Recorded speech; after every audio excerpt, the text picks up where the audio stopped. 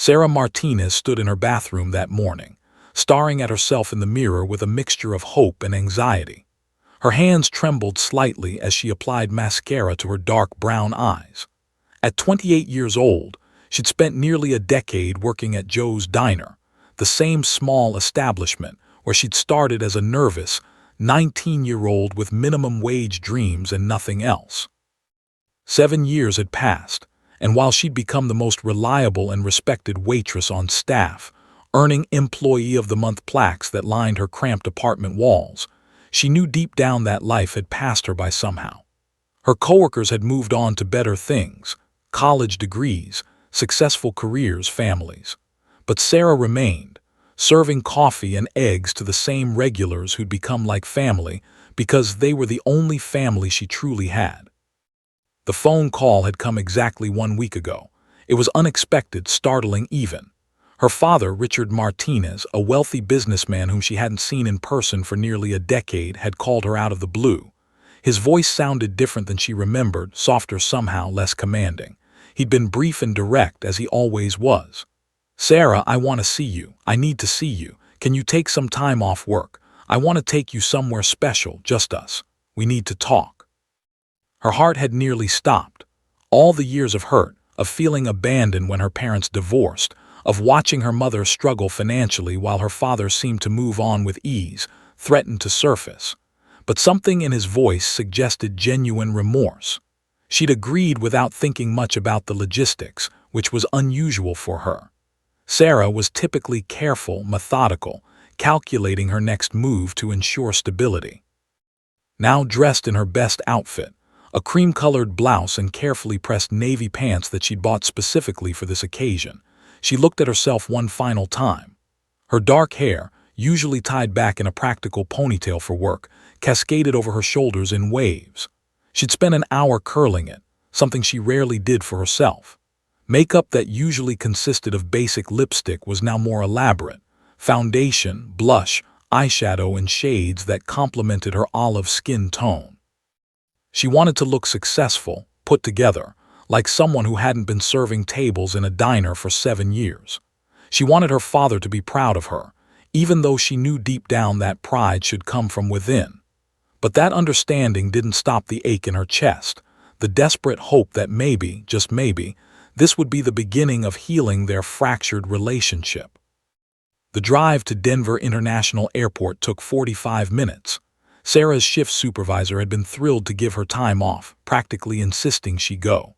"You never take days off, Sarah. Go spend time with your family. Life's too short not to," Marcus had said with his characteristic warmth. If only it were that simple. Family wasn't always a place of comfort. Sometimes it was complicated, painful, filled with unresolved resentment. But Sarah was determined to be hopeful today. She couldn't afford to carry the weight of old bitterness if her father was genuinely trying to reach out. The private aviation terminal was unlike anything Sarah had experienced before. She'd never been wealthy, never moved in circles where private planes were a normal mode of transportation. The sleek building, the well-dressed staff, the air of exclusive luxury, it all felt overwhelming and somehow intimidating. She clutched her small overnight bag tighter as she walked through the glass doors. That's when she saw him. Richard Martinez stood by the windows, watching the tarmac outside. He'd aged since she last saw him. Silver streaked his dark hair, and lines creased his handsome face. But he still carried himself with the confident posture of someone accustomed to success and authority. When he turned and saw her, his expression shifted. His stern businessman's face softened, and for a moment, Sarah saw genuine emotion flicker across his features. He walked toward her, and for an agonizing second, she wasn't sure what he'd do. Then he pulled her into an embrace. She stiffened initially, unused to such affection from him, but slowly she relaxed and hugged him back. "You look beautiful," he said quietly, pulling away to look at her.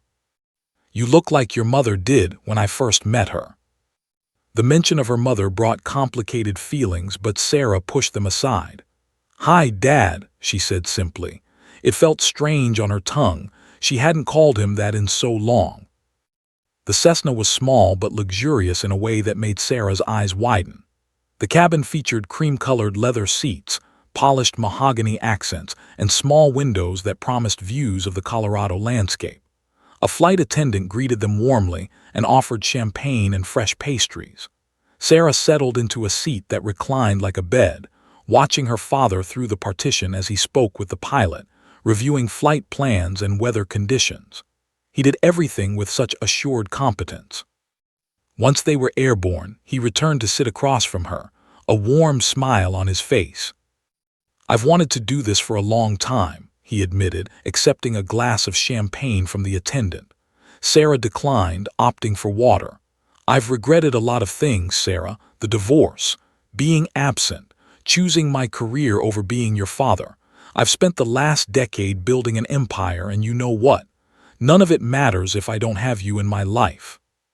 Sarah wanted to respond, to tell him how much his absence had hurt, how she'd spent birthdays and Christmas mornings wondering if he even thought about her. But instead, she listened as he talked about his business, his regrets, his hope that they could rebuild their relationship. Outside the windows, the earth fell away as they climbed toward the sky. Denver became a patchwork of streets and buildings, then a distant cluster of structures, then eventually just a speck on the vast landscape below. Her father reached across and took her hand. His palm was warm, his grip gentle. "Thank you for coming," he said.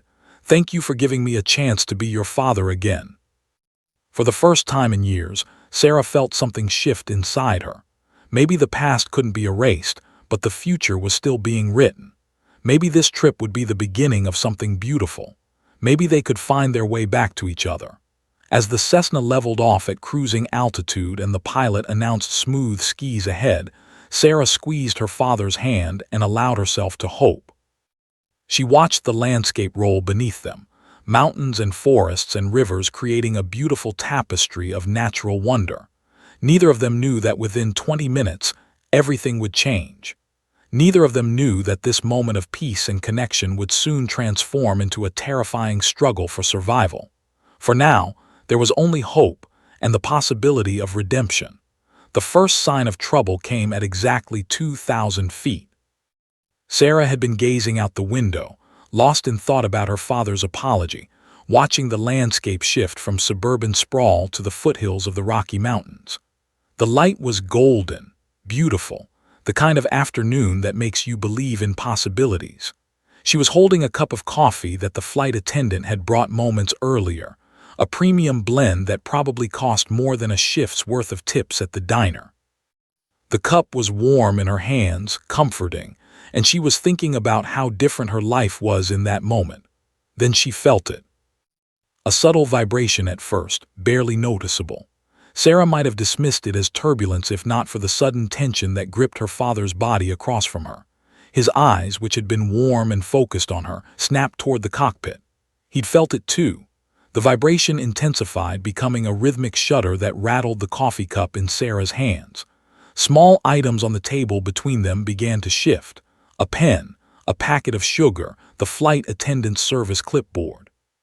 Sarah's peaceful reverie shattered instantly, replaced by a creeping sense of unease. "Dad," she said, her voice smaller than she intended. He held up a hand, telling her to wait, to be quiet. His body language had changed entirely. The relaxed businessman who'd been sharing stories about his regrets had transformed into something alert and vigilant. Whatever was happening, he recognized that it was serious. The vibration intensified into what could only be described as shaking. Sarah's coffee sloshed over the rim of the cup, spilling across her cream-colored blouse. She gasped, but not from the hot liquid burning her skin. The pain barely registered. The entire aircraft was now trembling like it was caught in the grip of some invisible giant. Through the window, Sarah could see the right wing dipping slightly, and her stomach twisted violently. This wasn't normal. This wasn't something that happened on smooth flights with professional pilots. The intercom crackled to life, and the pilot's voice came through professional but strained. "We've got an engine problem. I'm trying to stabilize the aircraft." Those words, those simple, measured words, they carried the weight of 1,000 possibilities, none of them good. Sarah watched her father's face pale. His hand gripped the armrest so tightly his knuckles turned white. For a moment their eyes met, and in that fraction of a second, Sarah saw genuine fear reflected in her father's expression. Whatever he'd expected from this trip, this wasn't it. "It's going to be okay," he said, but his voice lacked conviction. He was saying it as much to reassure himself as to comfort her. Sarah wanted to believe him, but the evidence screaming around her suggested otherwise. The shaking worsened, becoming almost violent. Items that had been secured were now sliding across surfaces. The flight attendant, who had been in the galley at the rear of the cabin, suddenly appeared in the corridor, his face ashen. He immediately sat down and buckled himself in without saying anything, which somehow made the situation feel even more terrifying. Sarah looked out the window and felt her breath catch. Smoke.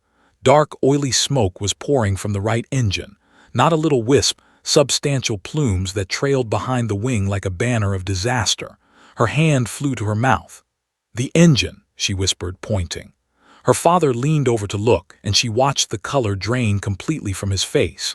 In that moment, he looked not like a powerful businessman, but like a frightened man who understood that he might be about to die.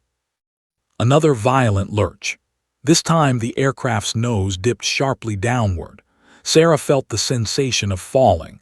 Her stomach lifted into her throat as gravity seemed to shift.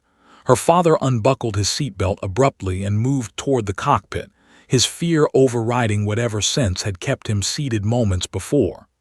"I'm going to see what's happening," he said, his voice steady despite the panic in his eyes. "Stay seated." The pilot's voice came through the intercom, harsh and commanding. "Stay in your seat.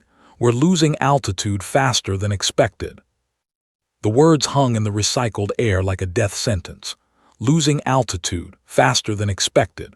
What did that mean? How much altitude? How much time? Sarah's mind raced through catastrophic scenarios. She'd seen airplane disaster movies. She knew how these things ended. Her father hesitated in the aisle, caught between the instinct to investigate and the pilot's explicit order. He slowly returned to his seat, buckled himself back in, and reached for Sarah's hand. The shaking continued, relentless and terrifying. Sarah was hyperventilating now, her breathing rapid and shallow. Her father squeezed her hand firmly. "Look at me," he commanded, his voice sharp enough to penetrate her panic. "Look at me, not out the window." She tore her gaze from the smoking engine and focused on his face. "We're going to get through this. Just focus on my voice." But even as he spoke those reassuring words, Sarah could feel the aircraft descending. Not gracefully, but urgently.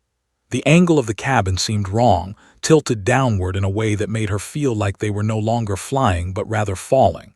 The altimeter reading on a small display panel near the cockpit showed numbers dropping. 3,000 feet, 2,800, 2,500.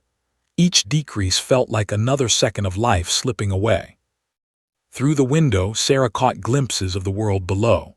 Mountains, dense, dark green forests, no signs of civilization. No towns, no roads, no landing strips, just endless wilderness. Beautiful in any other circumstance, but now it looked like a tomb. The plane continued its ominous descent. The second engine, the left one, suddenly coughed. A horrible, sputtering sound that made Sarah's entire body go rigid with horror. "No, no, no," she heard herself whimpering. Her father pulled her close, one arm around her shoulders, his other hand still gripping the armrest.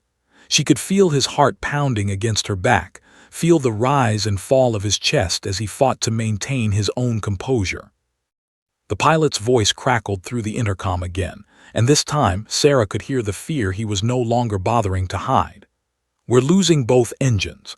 I need to find an emergency landing strip. Now." There was desperation in his tone, the voice of a man facing impossible circumstances and trying frantically to find a solution that might not exist. "Everyone pray," he added quietly, and those two words, those simple, devastating words, told Sarah everything she needed to know. "We're going to crash." The radio crackled and hissed with static. The pilot's frantic voice cut through it, distorted and breaking up. "Mayday, mayday, this is Cessna November 774. Engine failure. Losing altitude." The words fragmented, swallowed by interference. Sarah watched the altimeter on the nearby display, 1,800 feet. The numbers were dropping faster now, a countdown she couldn't stop. The pilot tried again, desperation etched into every syllable, requesting emergency. Coordinates 40.07, current altitude. More static, dead air, nothing. The pilot slammed his hand against the control panel. Through the cockpit window, Sarah could see his shoulders rising and falling with ragged breaths. He was working frantically, trying different frequencies, repeating his mayday calls, but the radio seemed to have developed a mind of its own. Some transmissions went through, most didn't, and those that did were fragmented, incomplete, vital information cut off mid-sentence by the unpredictable interference. Sarah realized with a sickening certainty that anyone on the ground listening couldn't possibly know what was happening or where they were. The signal was too weak, too broken. Her father's grip on her hand tightened almost painfully. "They'll find us," he said, but it sounded like he was trying to convince himself rather than her. "Air traffic control is monitoring all flights. They'll know we're in trouble." But Sarah understood what he didn't want to admit. Knowing they were in trouble was vastly different from knowing exactly where they were. The Rocky Mountains covered thousands of square miles. Without a clear position, without complete coordinates, rescue could take hours, time they didn't have. The altimeter now read 1,400 feet. At their current rate of descent, they had maybe 4 minutes, maybe less. The landscape below had become terrifyingly real. Gone were the distant mountains that had looked almost abstract from altitude. Now Sarah could make out individual trees, see the contours of the terrain with awful clarity. She could see a river snaking through a valley, its silver surface reflecting the afternoon sun. She could see boulders and clearings and the shadows cast by the dense forest. It was beautiful and horrible all at once. Beautiful because it was real and alive.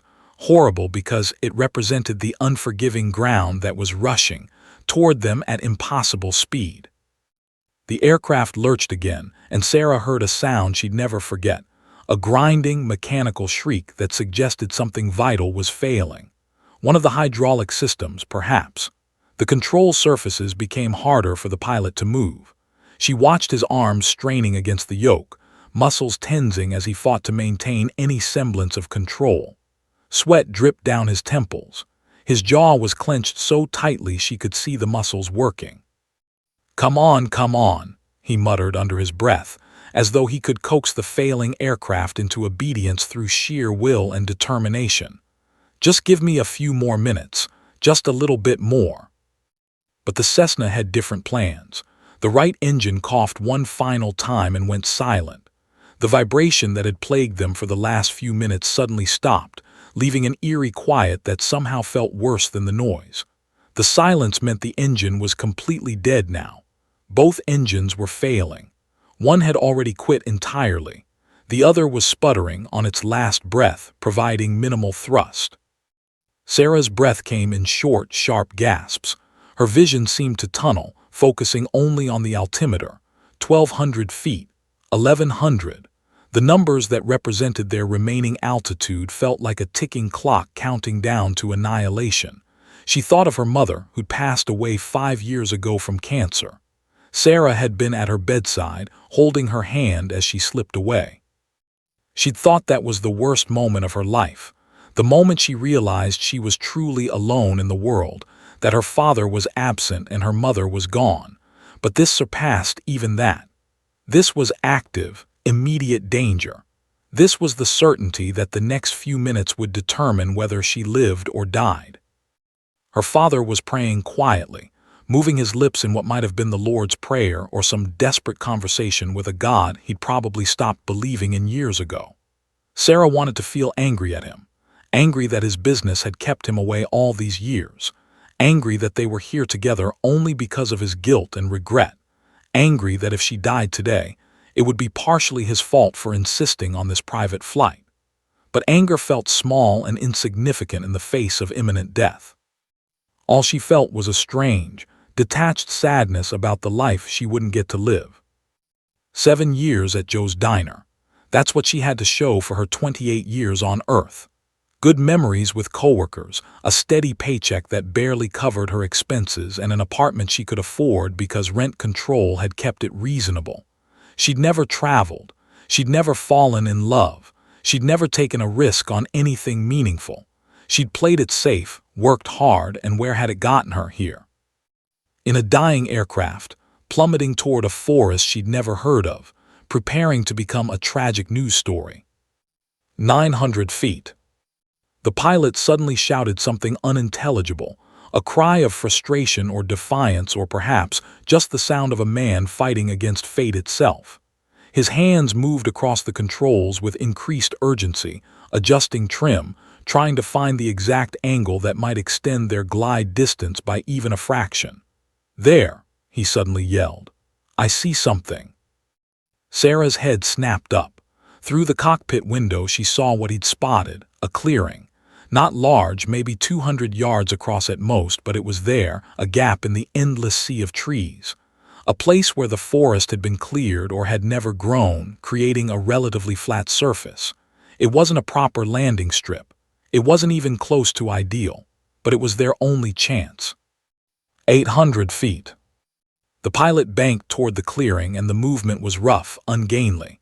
The aircraft wasn't responding properly anymore. The controls felt mushy, unpredictable. Sarah could see the clearing getting larger in the windscreen, approaching rapidly. Too rapidly. The pilot was muttering continuously now, a stream of instructions to himself, calculations and prayers and technical jargon all jumbled together. "Come on," Sarah heard herself whisper. "Come on, come on, come on." Her father squeezed her hand one final time. She glanced at him and saw tears streaming down his face. He looked at her with an intensity that felt like he was trying to memorize every detail of her face, as though he wanted to carry the memory of his daughter with him into whatever came next. "I'm sorry," he mouthed silently. "I'm sorry I wasn't there." Sarah wanted to tell him it didn't matter, that she forgave him, that she loved him. But there was no time. 700 feet, 600. The clearing was directly ahead now, and Sarah could see it clearly, the small strip of relatively open ground that represented their last hope for survival. The pilot was committed now. There was no going back, no trying for another clearing. This was it. This was where they would either land or crash. And in that moment, as Sarah felt the aircraft beginning its final descent, something shifted inside her. The paralyzing fear that had held her frozen began to transform into something else, a desperate, urgent need to do something, anything, to fight against the inevitable. The clearing was there. Sarah could see it clearly now, maybe 300 yards ahead and perhaps 200 feet below. It was their only chance, their single opportunity for survival, but the clearing had one catastrophic problem. The pilot couldn't see it from the cockpit. His view was blocked by the nose of the aircraft, which was angled downward at a steep trajectory. From his perspective, he was looking at instruments and sky and the distant tree line beyond. He knew a clearing existed somewhere ahead. He'd glimpsed it for a moment. But now, focused intensely on trying to keep the aircraft stable during its final descent, he'd lost visual contact with it. Sarah realized this with absolute clarity. She understood something in that moment that transcended the normal boundaries between passenger and pilot, between someone with no training and someone with years of experience. Sometimes, the person with the best view of the solution wasn't the most qualified person. Sometimes, salvation required a perspective that only someone in a different position could provide. Her father gripped her hand as she unbuckled her seatbelt. "Sarah, no," he said urgently, his voice sharp with fear. "Stay in your seat. You need to stay secured." But she was already moving, pulled by something primal and desperate, a refusal to accept death when even the slimmest possibility of action remained. She stumbled forward, fighting against the aircraft's downward angle. The cabin tilted at nearly 30 degrees now. Her hands reached for armrests and seats to steady herself as the floor seemed to shift beneath her feet. Every movement felt dangerous, like she might lose her footing and tumble forward into the cockpit. Her heart pounded so violently, she thought it might explode from her chest. "Sarah, what are you doing?" Her father's voice followed her, filled with panic and confusion. She didn't answer, couldn't answer. Her mind was focused on one thing only, the intercom microphone mounted on the cabin wall near the galley. She'd seen it when she boarded the aircraft, a standard piece of equipment on any aircraft with a cabin crew. She reached it just as another violent shudder ran through the fuselage. Her fingers closed around the microphone, and she pulled it from its mounting. The cockpit door was open. Most small aircraft kept them open during flight for exactly this reason, so the pilot could hear and communicate with cabin crew. Sarah moved toward it, her entire body shaking from adrenaline and fear. She could see the pilot's back, see his shoulders hunched over the controls, see the absolute concentration etched into every line of his posture. "Get back to your seat," he shouted without even looking at her, his voice hoarse from stress. His hands were working the control yoke, making constant micro-adjustments, fighting the aircraft with everything he had. Sweat soaked through his blue flight suit. His knuckles were bone-white from gripping the controls. "Get back now." But Sarah didn't retreat. Instead, she raised the microphone to her mouth and pressed the transmit button. The frequency dial showed 121.5, the emergency frequency that connected them directly to air traffic control, assuming the radio was actually functioning, assuming anyone was listening. "I can see a clearing," she said, her voice remarkably steady despite the chaos inside her chest. "There's a clearing, 2 o'clock position, maybe 200 yards ahead." For a split second, nothing happened. Sarah wondered if the radio had transmitted at all, if her voice had simply disappeared into the static like everything else. Then the pilot's hands moved. Not the jerky, desperate movements of before, but something more deliberate. He banked the aircraft to the right, following the direction she'd indicated. "What clearing?" he demanded, still not looking at her. "I don't see any clearing." "You can't see it from there," Sarah said, understanding suddenly why he was confused. She was behind him, above him, with a view he simply didn't have. "It's below our current angle of descent. If you look at 2 o'clock and then down, you'll see it. It's the only open space for miles." The pilot's eyes darted to his side window, then down, scanning the landscape. Sarah saw the moment understanding flooded his features. His entire body tensed. "Got it," he breathed, then louder with more force, "I see it. Oh God, I see it." Sarah felt something shift inside her, not hope exactly, but something less desperate than despair. They had a target now, a real, visible destination. But the problem remained. They were descending too fast at too steep an angle. The clearing was approaching, but they were going to miss it. The trajectory was wrong. They would clear the trees but land beyond the clearing in the forest beyond. Or worse, they would clip the trees at the clearing's edge and tumble out of the sky. The aircraft was down to 500 feet now. 400. Sarah could see individual trees with startling clarity, could make out the texture of bark, could see birds scattering from branches as the sound of the failing engines grew louder. "You need to level out," Sarah said urgently. "The angle is too steep, you'll overshoot." "I know," the pilot snapped back, and she heard the frustration in his voice, the knowledge that he was doing everything he could and it still might not be enough. His fingers moved across the panel, adjusting trim, trying to flatten their descent. The aircraft responded sluggishly, reluctantly. 350 feet. The clearing was directly ahead now, and Sarah could see it in its entirety.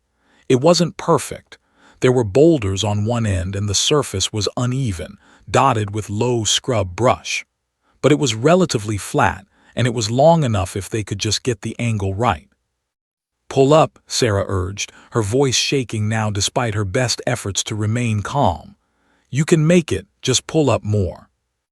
The pilot pulled back on the yoke with all his remaining strength, and the nose of the aircraft began to rise. The rate of descent slowed, not enough but slightly, incrementally.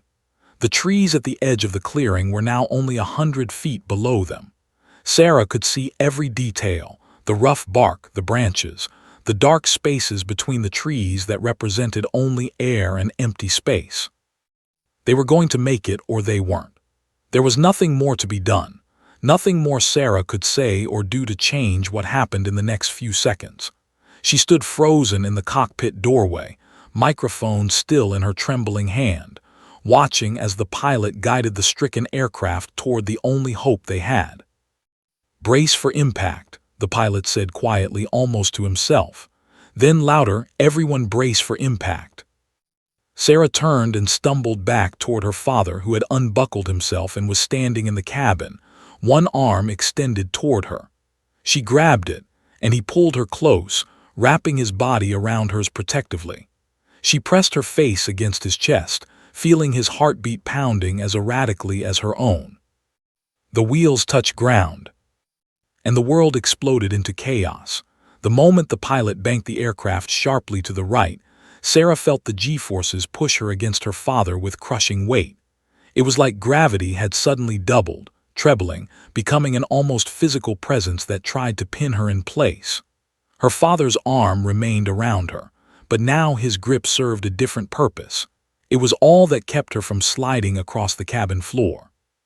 She gasped, unable to fully expand her lungs against the pressure. The aircraft groaned, metal protesting against the forces being exerted upon it. Through the cabin window, the landscape tilted dramatically. What had been trees on the horizon swung into direct view. Sarah could now see the clearing they were targeting from a different angle, and the sight made her heart clench. It was smaller than she'd thought, and the approach trajectory was all wrong.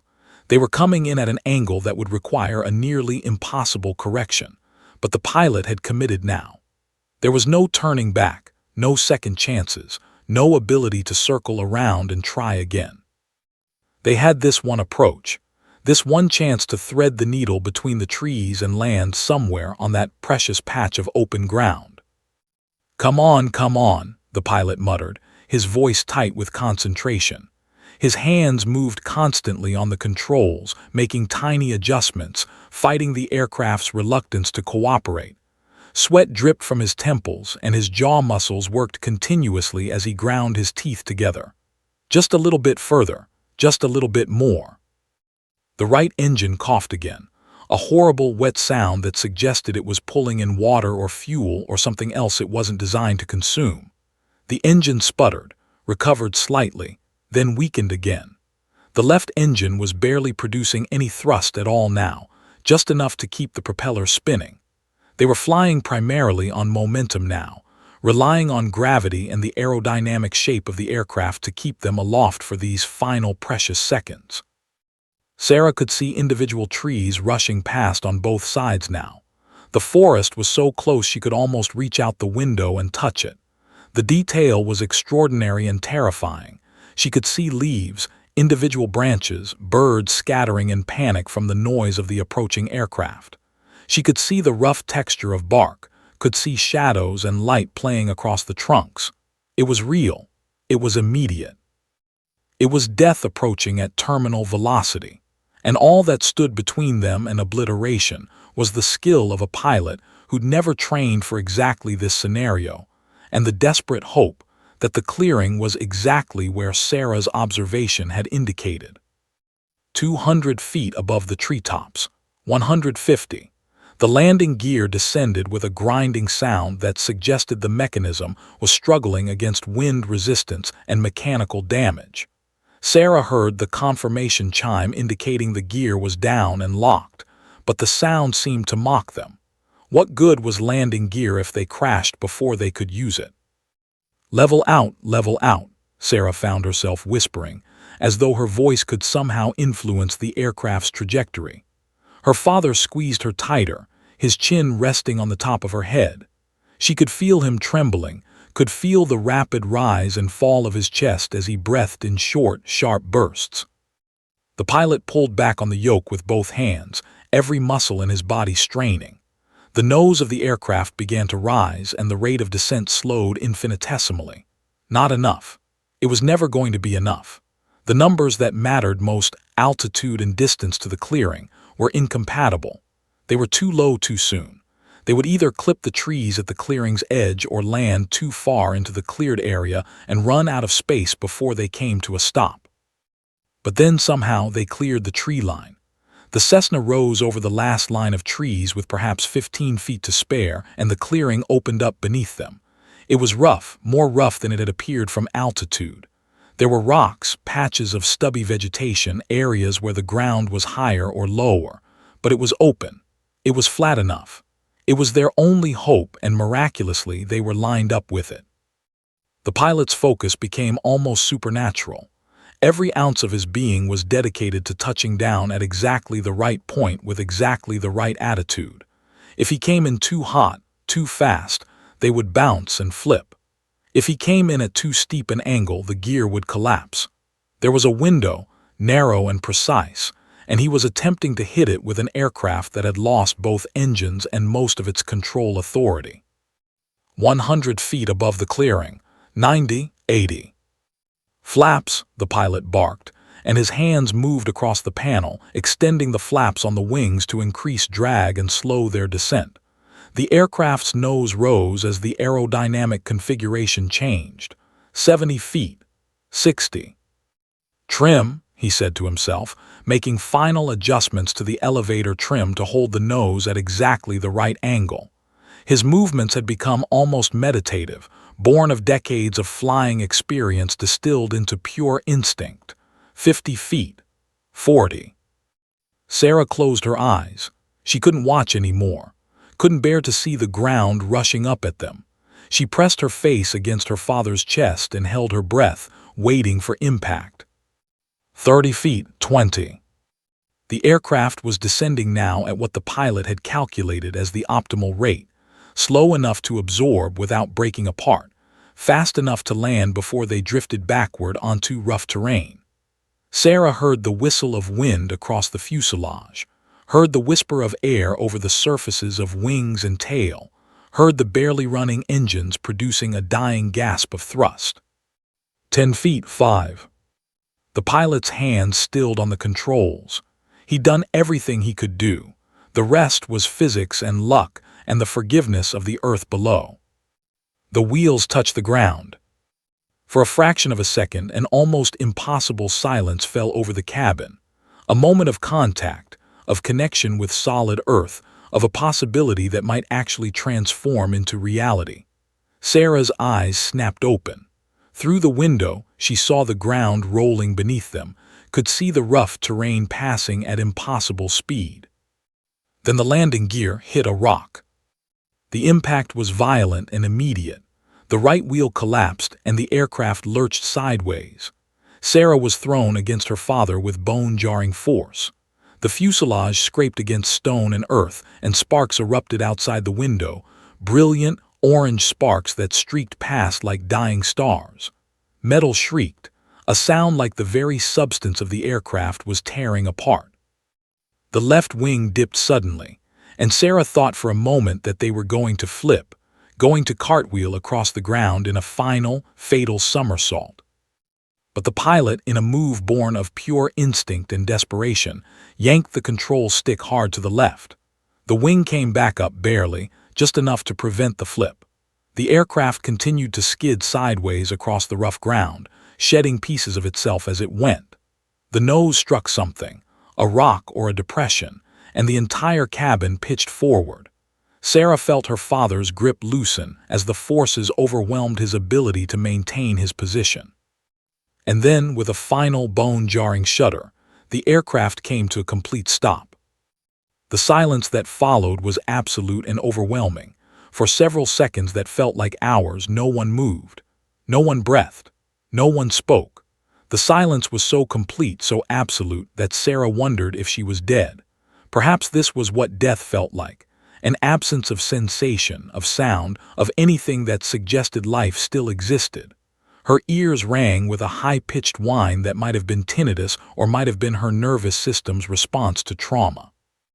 Then her father gasped, a ragged, desperate sound that suggested his lungs had been holding their breath for far too long. The sound jolted Sarah back into consciousness. They were alive. Against impossible odds, against every logical expectation, they had survived. The aircraft was destroyed, crumpled like a piece of discarded aluminum foil, but they had survived. Sarah's body hurt everywhere. Not sharp, focused pain, but a pervasive ache that suggested she'd been struck repeatedly by something heavy and unforgiving. Her right shoulder screamed with pain where she'd impacted against her father during the violent skid. Her head pounded where she'd struck something, the armrest perhaps, or the cabin wall. Her hands were scraped raw, bleeding in several places. But as she mentally took inventory of her body, she realized nothing felt broken. Nothing felt catastrophically damaged. "Are you okay?" her father asked hoarsely, pulling back to look at her. His face was bleeding from a cut on his forehead, a thin stream of blood running down the right side of his face. His right eye was swelling, puffy and purple already, but his eyes were clear, focused, alive. "I think so," Sarah said, and was startled to hear her own voice. It sounded small and distant, like it belonged to someone else. "Are you hurt?" "I'm fine," he said automatically, the response of someone who'd spent decades prioritizing everyone else's needs above his own. "We need to get out. We need to get out of this aircraft." It was good thinking. The Cessna was damaged, tilted at an odd angle, its right side crumpled and torn. Fuel might be leaking. There might be a fire risk, or the aircraft might shift again, settling further into whatever crater it had created during its violent arrival. They needed to exit immediately. The flight attendant appeared from the rear of the cabin, looking dazed. Blood ran down the left side of his face, and he held his left arm at an unnatural angle, probably broken. Sarah thought with a clinical detachment that suggested her brain was protecting her from full emotional realization of what had just happened. But he was moving, conscious, responsive. "The emergency exit," the pilot's voice called from the cockpit. He was already unbuckling himself, his movements quick and practiced despite his obvious injuries. "Use the emergency exit in the rear." Sarah's father helped her up and they moved toward the back of the cabin. Every step was an adventure in navigation. The tilted floor made walking nearly impossible. Overhead compartments had burst open during the impact, scattering luggage and debris across every surface. Sarah spotted a telephone from the cabin, dangling from a broken cord. Coffee cups lay shattered against the walls. A pillow had somehow lodged itself in one of the windows, creating a surreal still life that seemed impossible given the violence that had occurred. The emergency exit was equipped with an inflatable slide that had deployed automatically upon impact. Sarah could see it through the window, a bright yellow ramp leading down to the ground below. Her father went first, moving through the hatch with careful deliberation despite his obvious pain. Sarah followed, her legs shaking so badly she wasn't sure they would support her weight. The slide was surprisingly stable, and within seconds she found herself on solid ground. The afternoon sun was blinding after the dim cabin. Sarah had to shield her eyes against the glare as her vision adjusted. The clearing was smaller than it had appeared from the air, and the aircraft occupied most of the available space. The Cessna was a disaster. The right side of the fuselage was completely caved in, crushed and twisted like a can that had been stepped on. The nose was crumpled, making the aircraft look almost sentient, like a creature that had been struck in the face and was recoiling in pain. The right wing was bent at an impossible angle, its tip nearly touching the ground. Pieces of metal and debris were scattered across the clearing in a pattern that testified to the violence of the impact. But it was intact enough that they'd survived. The cabin hadn't been crushed. The fuselage had held together. The seats had kept them anchored during the violent landing. Sarah thought about how many different ways this could have gone catastrophically wrong, how slim the margin between life and death had been. The pilot emerged from the cockpit hatch, moving more slowly than the others. He was limping, and one arm hung at his side at an odd angle. But he was alive, and his eyes held a look of profound relief mixed with shock. When he saw Sarah, he stared at her for a long moment. "You saved us," he said quietly. "I couldn't see the clearing. I was going to overshoot it or crash into the trees. You saw something I couldn't see, and you told me where to go." Sarah didn't know what to say. The magnitude of what had happened was still settling into her consciousness. She'd made a decision in a moment of desperation, and that decision had resulted in 3 people surviving what should have been a fatal crash. 3 people who would have died if she hadn't acted, if she hadn't noticed the clearing, if she hadn't had the courage to grab that microphone and speak when everything told her to remain silent and accept her fate. Her father put his arm around her, pulling her close. His whole body was shaking now, shock and adrenaline finally catching up with him. "You did it," he whispered. "You saved us. You saved my life." The sun felt warm on Sarah's face. The air smelled of crushed vegetation, aviation fuel, and scorched metal. In the distance, she could hear birds singing, completely unconcerned with the human drama that had unfolded in their forest. The landscape around them was beautiful and terrible simultaneously, wild, untamed, isolated. They were alive, but they were also stranded in the middle of nowhere with no means of communication, no immediate rescue apparent, and no way of knowing if anyone was even coming to find them. But they were alive. Sarah looked at the sky and whispered a prayer of gratitude to whatever force governed existence, whether it was God or luck, or simply the combination of preparation, skill, and desperate courage that had allowed them to defy the odds. The flight attendant was examining his injured arm with a grimace. The pilot was walking slowly around the aircraft, assessing the damage. Her father remained beside her, his arm around her shoulders, both of them alive against all probability. In the distance, Sarah heard a sound that made her heart skip, the distant thump-thump-thump of helicopter blades. Rescue was coming. They had survived the crash, survived the landing, and now rescue was on its way. Sarah closed her eyes and allowed herself to breathe deeply for the first time since the engines had begun to fail. They were going to live. The helicopter appeared over the tree line like a guardian angel materializing from the sky. It was bright red and white, with emergency medical markings visible on its side. The rotors created a tremendous downwash that scattered debris across the clearing and forced everyone to shield their eyes and faces. Sarah watched as it descended carefully, the pilot making minute adjustments to avoid the scattered wreckage of the Cessna. The aircraft touched down on the opposite side of the clearing, and immediately the side doors opened. Emergency responders in bright yellow suits emerged, paramedics and rescue personnel moving with the efficient purpose of people trained for exactly these situations. They carried medical kits and stretchers, their movements quick but not panicked. One of them spotted Sarah and her father and immediately altered course toward them. "Is anyone seriously injured?" the lead paramedic asked, his trained eyes already performing a rapid visual assessment. He was a big man, probably in his 50s, with the confident demeanor of someone who dealt with aircraft emergencies before. "I think we're okay," Sarah's father said. "The flight attendant has an injured arm. The pilot, I don't know his full condition." The paramedics split their focus, with 2 moving toward the pilot while another began examining Sarah and her father. A 4th was already heading toward the flight attendant. Within minutes, the clearing had transformed from a quiet, isolated accident scene into a controlled medical operation. Oxygen was offered. Vital signs were checked. Minor wounds were cleaned and bandaged. Sarah sat on a makeshift stretcher, answering questions about her name, her age, whether she was experiencing any chest pain or difficulty breathing. It was surreal.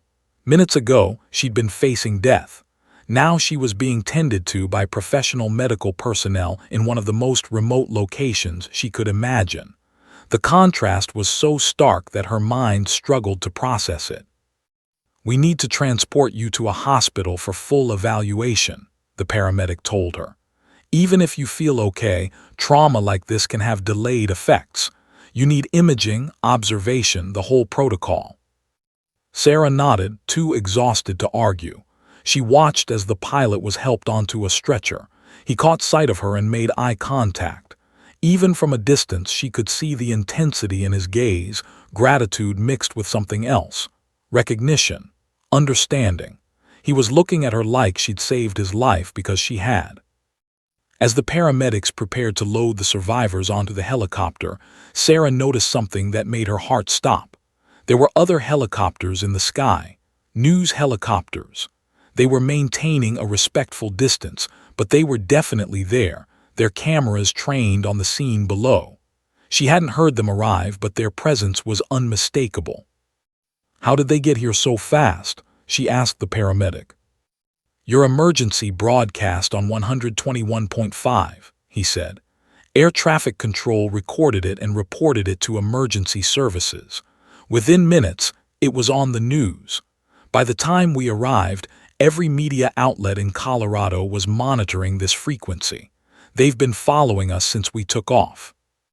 Sarah felt something cold settle in her chest. The emergency broadcast, the one she'd made, desperately trying to guide the pilot to the clearing. That transmission had been heard by more than just air traffic control. It had been captured, recorded, disseminated. Her voice calling out instructions as the plane was literally falling from the sky. That was now out there in the world, available to anyone who wanted to hear it. The loading process took perhaps 10 minutes. Sarah was secured into the helicopter beside her father, and within moments they were lifting off, leaving the clearing and the wreckage of the Cessna behind. Through the helicopter's window, Sarah could see the news helicopters keeping pace, their cameras still filming. She looked away, unable to bear the weight of that attention. The hospital in Denver was chaos. Emergency room staff swarmed around them the moment they arrived. Imaging was ordered. Detailed examinations were performed. Sarah was moved through the medical system like a piece of cargo, processed and evaluated at each stage. Her injuries were minor: bruises, contusions, scrapes, and what would probably be significant soreness for the next week. But she was remarkably lucky. No broken bones, no internal injuries, no lasting physical damage beyond what time would heal. It was during her hospital stay that the full magnitude of what had happened began to sink in. Her father had brought a tablet into her room and was scrolling through social media with an expression of growing shock. "Sarah," he said quietly, "you need to see this." She looked at the screen and felt the world tilt. "Saved by a waitress" was trending nationally on Twitter, the top trending topic. News outlets were covering the story from every angle. CNN had a special report. Fox News was running a segment. Local Denver stations had reporters outside the hospital asking for interviews. Someone had found her Facebook page. Her high school yearbook photo was being shared across the internet. Her 7 years at Joe's Diner had been researched and documented. The story of the waitress who'd grabbed a microphone and guided a dying aircraft to safety was consuming the news cycle. "Young woman with quick thinking saves lives in dramatic Rocky Mountain rescue," one headline read. "Waitress becomes hero after grabbing intercom during plane emergency," read another. "Sarah Martinez, the ordinary person who did the extraordinary," read a third. Sarah felt like she was reading about someone else. That couldn't be her. That wasn't how she saw herself. She was just someone who worked in a diner, who existed quietly in the background of other people's lives. She wasn't a hero. She was just someone who'd acted on instinct when faced with imminent death. But the world saw her differently. By evening, her story had been covered by every major news network. Network anchors were calling her courageous. Commentators were discussing how her quick thinking and calm demeanor had saved 3 lives. Someone had located her mother's obituary and was discussing how Sarah had learned resilience from her mother's struggle with cancer. Her manager at Joe's Diner had been interviewed and was saying that Sarah had always been the most reliable, dedicated employee they'd ever had. Her father set the tablet down and reached for her hand. "I'm proud of you," he said simply. The words were understated, but they carried tremendous weight. "I'm so proud of you. You were brave when it mattered most." "I just didn't want to die," Sarah said quietly. "That's exactly what courage is," her father replied. "It's not the absence of fear. It's doing what needs to be done despite the fear. You did that." That night, as Sarah lay in her hospital bed unable to sleep, she could hear the distant sound of news vans operating outside the building. She was a story now, a human interest piece, a symbol of something larger than herself. Her quiet life, Her years of patient work and steady reliability had exploded into public consciousness in the span of a few hours. She thought about the clearing, about the moment she'd grabbed the microphone, about the pilot's face when he'd recognized what she'd done. She thought about how close death had come, how slim the margin between life and oblivion had been. And she realized that everything in her life had changed, not just because of the crash or the rescue, but because she'd been pushed to the absolute edge of her existence and had chosen to fight. Tomorrow, she knew, the real attention would begin. Interviews, book deals, motivational speaking offers. The machinery of celebrity was already warming up, preparing to consume and transform her into something larger than life. But tonight, in the quiet of her hospital room, she was still just Sarah, a waitress who'd done something extraordinary and was trying to understand what it meant.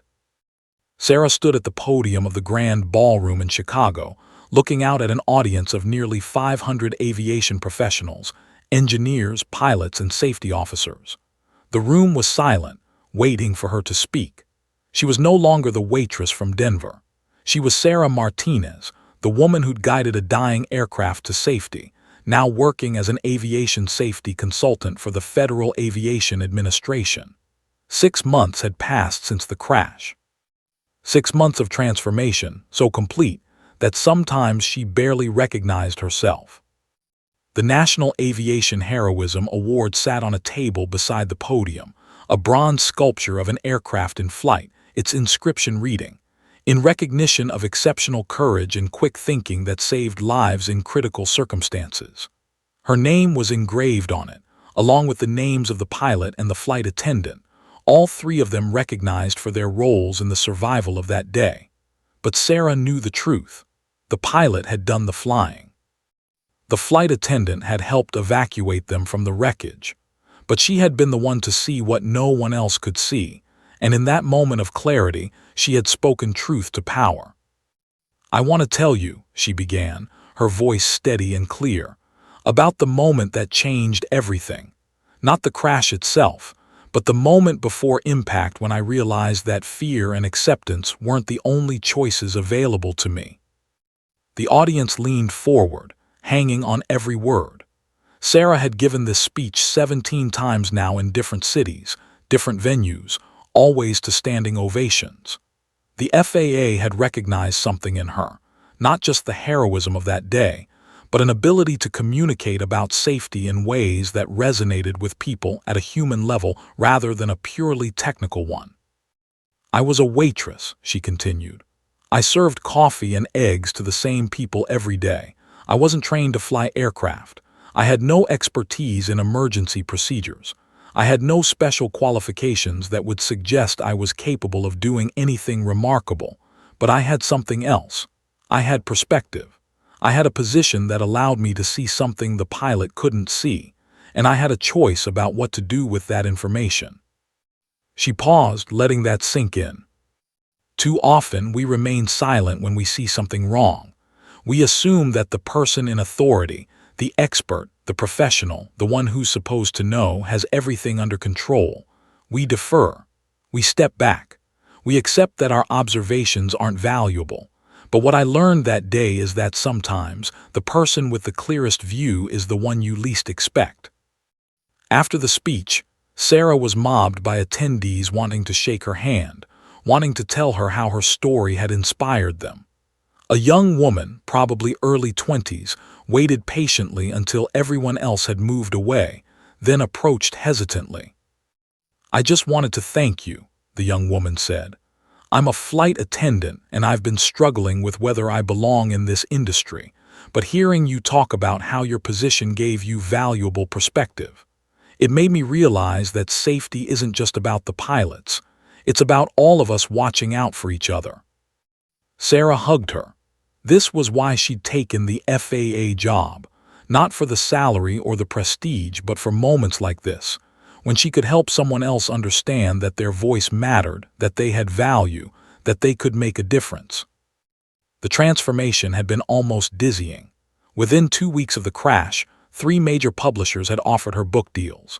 She'd signed with the one that seemed most interested in telling her story authentically rather than sensationalizing it. The book was due to be released in 3 months, and pre-orders were already in the thousands. Speaking engagement offers had flooded in. Universities wanted her to give lectures. Corporate teams wanted to bring her in for motivational talks. The FAA itself had approached her with a position in their safety division. She'd left Joe's Diner, not dramatically or with any bitterness, but with gratitude and recognition for what the job had given her. Marcus, her former manager, had come to her going-away party and had cried. "You were always going to be special," he'd told her. "I always knew you had something more in you than waitressing allowed you to express. I'm just glad you finally got your chance." Her relationship with her father had blossomed into something neither of them had dared hope for. Richard had taken a step back from some of his business responsibilities, making time for regular dinners and weekend trips with his daughter. He'd been at every speaking engagement, sitting in the front row with a look of pride that Sarah had craved for her entire life. They'd started therapy together, family therapy to work through the years of absence and hurt. It was slow work, complicated work, but it was real. "I owe you everything," he'd told her one evening as they sat on the patio of his home in Boulder, watching the sunset. "Not because you saved my life on that plane, but because you showed me what real courage looks like. You showed me that it's never too late to change, to do better, to become the person you were meant to be."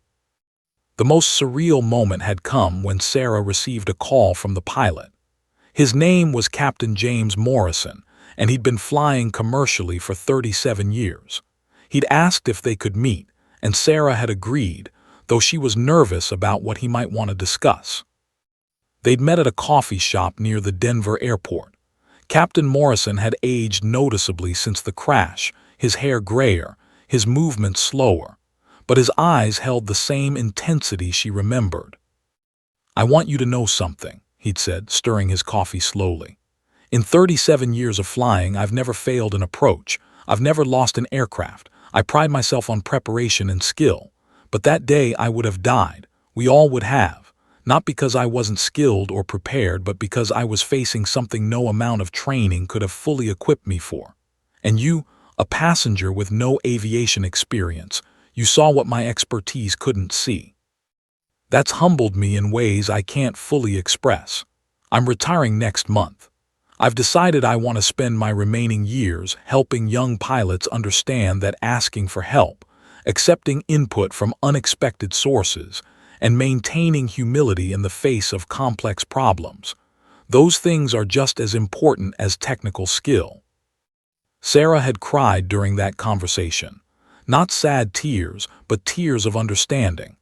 The crash had changed everyone it touched. It had transformed ordinary people into people who understood the fragility of life and the importance of speaking up when they saw something that mattered. Now, as she stood in the Chicago ballroom accepting congratulations from aviation safety officers and engineers, Sarah reflected on how much her life had changed. She was no longer invisible. She was no longer waiting for life to happen to her. She'd grabbed her microphone, literally and figuratively, and she'd spoken her truth. And that truth had resonated with people across the world. But more than that, she understood now that the crash had been a gift, as terrifying and dangerous as it had been.